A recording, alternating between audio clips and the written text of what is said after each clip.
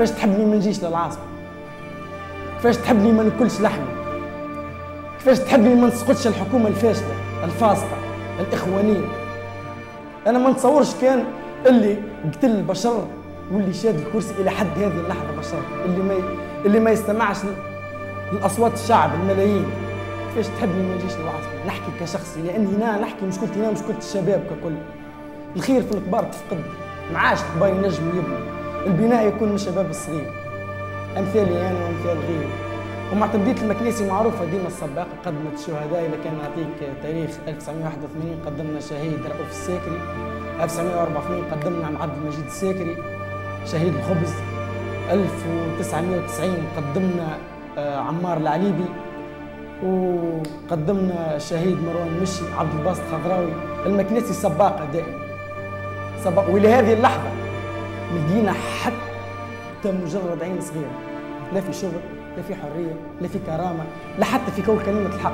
كلمة الحق عتموك يلزمك تمشي تخضع لطلبات الحكومة. حتى الشرطة، نحكي على البوليس القمعي، مازال بوليس قمعي، مازال بوليس قمعي في الجهات.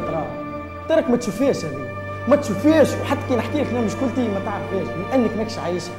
مازال البوليس السياسي يخدم في الجهات، مازالوا يقمعوا في السجون، مازالوا يضربوا، مازالوا يفك، مازال انت عندك ارض باسمك يجي طاغوت يفكها لك. ما عندوش حق يجيشوا. شكون يجيشوا؟ يجيشوا في ولاد الشعب، شباب مسكين عمره 18 و19 و20 و21 سنه يجيش فيه. على شكون يجيش فيه؟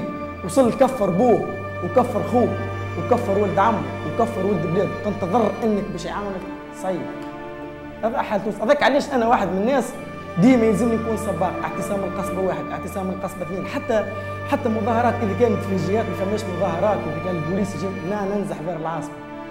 عندنا مجموعه سمحه وشبابها ياسر قادره تخدم بلادها، قادره تعطي، ولاجل عين تكرم الف عين.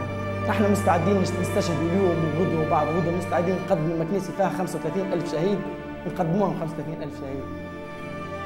سير احنا فما اغنيه ثوريه تقول ولد العامل والفلاح اقوى منك يا سفاح. ولاد الجهات نقول لهم اللي يسكت على حقه شيطان اخرس.